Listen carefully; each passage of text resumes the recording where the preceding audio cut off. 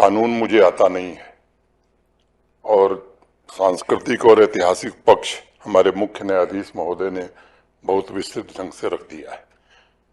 मैं इस अवसर का लाभ इसलिए उठाता हूं कि देश भर के न्यायाधीश लोग आए हैं, तो मुझे जो जम्मू कश्मीर समझ में आया है, मैं समझता हूं मुझे 2-3 मिनट में उसे बताना चाहिए। अगर मंत्री की अनुमति हो तो मैं आगे बढ़ूं। पिछले महीने G20 मीटिंग का यहाँ आयोजन हुआ और सफलतापूर्वक आयोजन हुआ। देश और दुनिया की निगाह लगी हुई थी, अनेक प्रकार की शंकाएं व्यक्त की जा रही थीं। वैसे वर्किंग ग्रुप की मीटिंग थी, लेकिन जो मुख्य बैठक होने वाली है गोवा में, जिसमें मंत्री लोग होंगे, उससे ज्यादा चर्चा इसकी हुई और मुझे संतोष इस बात का है कि देश में नहीं दुनिया में भी इसकी व्यापक चर्चा हुई और जम्मू कश्मीर की पहचान अब देश के बाहर भी इसके कारण बन गई। तब से लेकर के और आज तक, आज का जो आयोजन है लीगल सर्विसेज के राष्ट्रीय कॉन्फ्रेंस का, इसके बीच में भी राष्ट्रीय स्तर के कई आयोजन हुए, इसका मैं जिक्र करना मुनासिब समझता हूं। देश भर के सभी राज्यों के डेयरी मिनिस्टर्स और भारत सरकार के केंद्रीय मंत्री, दोनों केंद्रीय राज्य मंत्री, देश के इंजीनियर्स एसोसिएशन की नेशनल मीट और चार्टर्ड अकाउंटेंट्स की नेशनल मीट अब श्रीनगर में हो रही है। ये बदलता हुआ जम्मू कश्मीर और श्रीनगर है। मैं और भी बातें जोड़ सकता हूं, लेकिन वक्त की कमी है, इसलिए मैं संक्षेप में ही यही बात खत्म करता हूं। मैं अपनी ओर से, जम्मू कश्मीर प्रशासन की ओर से, राष्ट्र के मुकुटमणि कहे जाने वाली यूनियन टेरिटरी में देश की न्याय व्यवस्था से जुड़े हुए सभी सम्मानित हस्तियों का स्वागत करता हूं, अभिनंदन करता हूं। मुझे बताया गया है कि लीगल सर्विसेज अथॉरिटी की नेशनल लेवल की यह जम्मू कश्मीर में पहली मीटिंग है। अनेक चीजें यहां पहली बार हो रही हैं और एक का जिक्र मैंने जम्मू में किया था, 1-2 का जिक्र करना मुनासिब समझता हूं। हमारे यहाँ एक बड़े साहित्यकार हुए श्रीलाल शुक्ल, उनकी एक बड़ी प्रमुख पुस्तक है राज दरबारी। आप इलाहाबाद रहे तो आपने पढ़ी भी होगी। उसमें एक पात्र है लंगड़। तो रेवेन्यू रिकॉर्ड के लिए उसका एक पैर खराब था, वो रेवेन्यू ऑफिसर्स के पास जाने लगा तो लगा दूसरा पैर खराब हो जाएगा, तो उसने छोड़ दिया।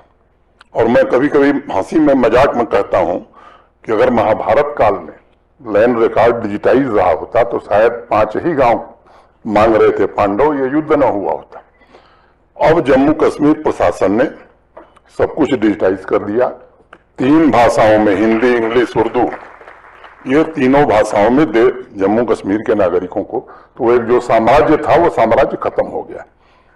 जहां सामान्य आदमी इससे प्रसन्न है, वहीं कुछ लोगों को परेशानी है, वो मैं जानता हूं और मैं चाहता हूं कि इस तरह की परेशानी आगे भी लोगों को बनी रहे जो इस व्यवस्था को चला रहे थे। मैं न्याय के संबंध में बात करने से पहले इस सभा का ध्यान 75 वर्ष पूर्व की एक घटना की तरफ आकृष्ट करना चाहता हूं। 24 नवंबर सन 1948 को संविधान सभा में अनुच्छेद 39 को लेकर जो बहस चल रही थी, उस समय हमारे देश के नीति निर्माताओं ने obligation of state, obligation of the state की बहस में ये सुनिश्चित किया कि नागरिकों के रक्षण के लिए सरकार जिम्मेदारी उठाए। बहुत वर्षों से कुछ पढ़ने का जब अवसर मिला संविधान सभा की कार्रवाई, तो उसमें स्पष्ट रूप से मुझे प्रतीत होता है कि समाज के कमजोर वर्गों तक न्याय सुनिश्चित करने के लिए एक्सेस टू लीगल सर्विस की भावना हमारे संविधान में सर्वोपरि शुरू से रही है। मुझे स्पष्ट रूप से नहीं पता, लेकिन उस दिन 24 नवंबर 1948 की कार्रवाई के दौरान उड़ीसा के ही एक मेंबर से श्री बी दास, और उन्होंने कहा संविधान सभा में 50% से अधिक वकील हैं। ऑब्लिगेशन ऑफ द स्टेट की बहस को मैं न्यायिक व्यवस्था और लोगों के लिए सुगम न्याय पर उनके विचार और उनकी प्रतिबद्धता का रिफ्लेक्शन मानता हूं। मुझे भी याद है कि उड़ीसा से ही संविधान सभा के दूसरे सदस्य श्री लोकनाथ मिश्र ने कहा कि हमें ईमानदारी, सच्चाई तथा साहस के साथ ऐसी व्यवस्था निर्मित करनी है जो नागरिकों में कोई अंतर नहीं बरतेगा, ताकि सभी नागरिक गौरवपूर्वक ये कह सकें कि असमानता, अन्याय के प्रतिकार स्वरूप हमारे पास मूलभूत एक संरक्षण है। मैं समझता हूं कि न्याय की यही भावना है जो प्राचीन काल से हमारी संस्कृति में रची बसी है, और मिश्रा जी ठीक कह रहे थे, वैदिक काल से ही इस बात पर बल दिया गया है। और मैं समझता हूं कि कानूनी प्रक्रिया पूरी करने में विलंब न हो, ये हमारे धर्म भी कहते हैं, क्योंकि इसमें देरी का मतलब धर्म की पराजय होती है। उस दृष्टिकोण से मैं समझता हूं कि legal services authority act 1987 Bharatvarsh की न्याय व्यवस्था में एक क्रांतिकारी कदम था, जो ये सुनिश्चित करता है कि समाज के कमजोर वर्गों को मुफ्त एवं सक्षम लीगल सर्विसेज प्रोवाइड की जाएंगी तथा देश का कोई भी नागरिक आर्थिक या किसी अन्य कारण से न्याय प्राप्त करने से वंचित नहीं रहेगा। उस एक्ट के द्वारा देश की संसद ने यह भी सुनिश्चित किया कि लोक अदालतें आयोजित की जाएं, ताकि न्यायिक व्यवस्था समान अवसर के आधार पर सबके लिए न्याय और अधिक सुगम बना सके। 11 अक्टूबर 1987 से लेकर वर्तमान समय तक भारत के मुख्य न्यायाधीशों के संरक्षण में देश भर में फैले लीगल सर्विस अथॉरिटी ने समावेशी कानूनी प्रणाली को बढ़ावा देते हुए वंचित वर्गों के कानूनी अधिकारों की रक्षा में अत्यंत ही महत्वपूर्ण भूमिका निभाई। मैं राजनीति के शुरुआती दिनों में, मुझे याद है जस्टिस HR खन्ना की वो बात, जब उन्होंने कहा था कि अगर कोई इंसान गरीबी की वजह से न्याय पाने से वंचित रह जाता है तो इसका मतलब है कि कहीं न कहीं हमारे सिस्टम में समस्या है। लीगल सर्विस अथॉरिटीज एक्ट ने करोड़ों नागरिकों को न्याय दिलाने में कामयाबी पाई है, और मुझे लगता है कि आज भी दूर दराज के गांवों में, इलाकों में स्टेट की लीगल सर्विस अथॉरिटी जो काम कर रही है वो समाज में धर्म की यानी न्याय की स्थापना करने में सक्षम हुई है। जम्मू कश्मीर में विधिक सेवा केंद्रों की स्थापना की गई है ताकि आम नागरिकों को वर्चुअल मोड में के माध्यम से भी केस फाइल करने में आसानी हो। श्रीनगर के दोनों विंग के अलावा 13 जिलों में भी विधिक सेवा केंद्रों की स्थापना की गई है।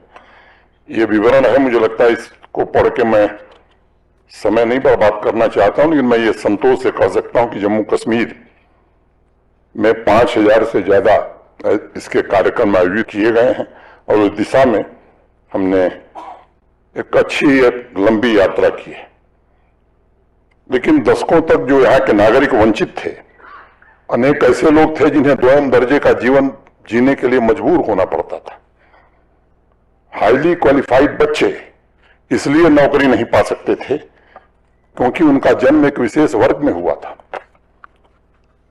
लाखों नागरिकों के संघर्ष के बाद ये व्यवस्था खत्म हुई, और 800 से ज्यादा कानून जो देश की संसद ने पारित किया था, और जम्मू कश्मीर में जिन कानूनों को लागू नहीं किया गया था, आज वो कानून जम्मू कश्मीर में भी लागू कर दिए गए हैं।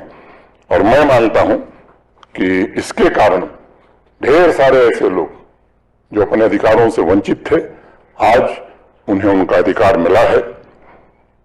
बाबा साहब भीमराव अंबेडकर ने 1950 में हमें चेतावनी देते हुए कहा था कि हम विरोधी भावनाओं से परिपूर्ण जीवन में प्रवेश कर रहे हैं। राजनैतिक जीवन में तो हमारे यहां समता होगी, लेकिन सामाजिक तथा आर्थिक जीवन में असमानता। जम्मू कश्मीर इस असमता का जीता जागता उदाहरण था। यह उन मूल्यों पर आघात था जो हमारे भारत के संविधान में निहित है। मुझे खुशी है कि आज जम्मू कश्मीर समता, सामाजिक समरसता के मार्ग पर आगे बढ़ रहा है, और हर एक नागरिक के सपनों को और आकांक्षाओं को पूरा करने की हर संभव कोशिश की जा रही है। प्राचीन काल से कानून का शासन, रूल ऑफ लॉ, हमारे सामाजिक आर्थिक विकास का मुख्य आधार रहा है, और समता की स्थापना ने न्याय के प्रति आस्था को सशक्त बनाने का सदैव काम किया है। मैं मानता हूं कि उस दिशा में भी पिछले 3 वर्षों में जम्मू कश्मीर ने अच्छी प्रगति की है। लीगल सर्विस सेस में इंफ्रास्ट्रक्चर की दृष्टि से 22 front offices, 197 legal literacy club, 207 legal and clinic तथा 546 पैरा लीगल वॉलंटियर्स वंचित वर्ग के नागरिकों को अपनी सेवाएं प्रदान कर रहे हैं। विक्टिम कंपनसेशन स्कीम को नेशनल लीगल सर्विस अथॉरिटी के मानकों के अनुरूप लाया गया है। 21-22 के वित्त वर्ष में 31 लोगों को तथा 22-23 में 46 लोगों को इस योजना का लाभ सुनिश्चित किया गया है। इन सभी आंकड़ों में छिपी उपलब्धियां, उससे जुड़े संकल्पों का सिर्फ एक ही मकसद है और वह है न्याय का मंदिर सभी के लिए सुलभ हो, न्याय की प्रक्रिया सुगम हो तथा हमारी संवैधानिक व्यवस्था एवं कानून के नियमों का संरक्षण हो, उनका अक्षरशः पालन हो। मैं समझता हूं कि कई वक्ता हैं, लेकिन एक छोटी बात करके मैं बात खत्म करूंगा कि 2019-20 में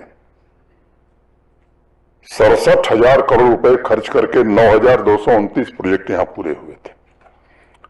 आज हमारी रफ्तार 10 गुनी हो गई है। पिछले फाइनेंशियल ईयर में 92,500 से ज्यादा प्रोजेक्ट हमने पूरे किए। और ट्रांसपेरेंसी की अगर मैं बात करूं तो मुझे लगता है कि देश के किसी राज्य से कम हम नहीं हैं, आगे ही होंगे। और हमारी कोशिश है कि एक एक पैसे का हिसाब जो आम आदमी के टैक्स से आता है वो यहाँ का नागरिक जान सके और सब कुछ ट्रांसपेरेंट ढंग से खर्च किया जा सके, यह व्यवस्था हम बनाने की कोशिश कर रहे हैं। माननीय मुख्य न्यायाधीश महोदय, मैंने इसलिए इस विषय को यहाँ रखा कि देश भर के लोग आए हैं, कुछ घूमा होगा जम्मू श्रीनगर में, कुछ इधर उधर गए होंगे, यहाँ की वास्तविकता भी मेरे शब्दों में सुन करके जाएं, इसलिए मैंने थोड़ा विषय से हट करके बातें कही हैं। मैं एक बार फिर से अपनी ओर से, जम्मू कश्मीर प्रशासन की ओर से देश भर से आए हुए अतिथियों का हृदय से स्वागत करता हूं, अभिनंदन करता हूं। धन्यवाद। जय हिंद।